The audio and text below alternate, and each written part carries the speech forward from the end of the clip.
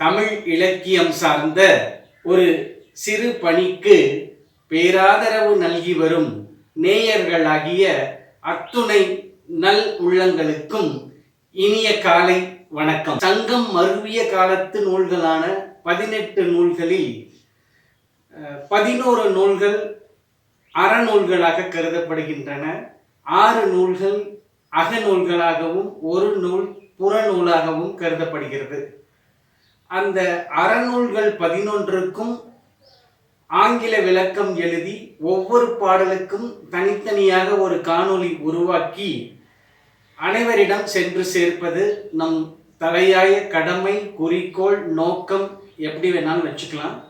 அந்த வகையில் இதுவரை நாம் திருக்குறள், திரிகடுகம், இனியவை 40, இன்னா 40, முதுமொழி காஞ்சி ஆகிய 5 நூல்களுக்கும் அந்த வேலையை நம்ம செஞ்சிட்டோம். அதாவது ஆங்கில விளக்கம் எழுதி ஒவ்வொரு காணொளியும் பாடல், தமிழ் விளக்கம், ஆங்கில விளக்கம் அப்படிங்கிற மாதிரி காணொளிகள் உருவாக்கி நம்ம யூடியூப்பில் அப்லோட் பண்ணிட்டோம்.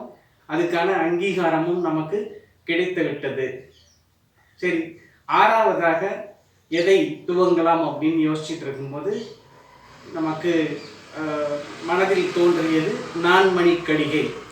அதாவது நான் அப்படின்னா 4, மணி அப்படின்னா ரத்தினங்கள், கடிகை அப்படின்னா துண்டுகள்.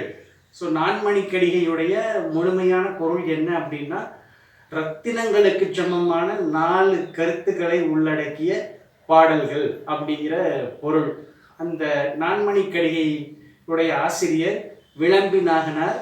இதில் விளம்பிங்கிறது அவருடைய ஊர், நாகனார் என்பது அவருடைய பெயர். இந்த நான்மணிக்கடிகையில் மொத்தம் இடம்பெற்றுள்ள பாடல்கள் 101, 2 கடவுள் வாழ்த்து பாடல்கள், ஒரு மிகை பாடல் ஆக 104 பாயிரங்களை கொண்டது இந்த நான்மணிக்கடிகை என்ற நூல். நாளை முதல் நம் குல்மொஹர் சேனலில் நம் குரல் தமிழ் குரல் நேரத்தில் உங்களுக்காக நான்மணிக்கடிகை. நன்றி.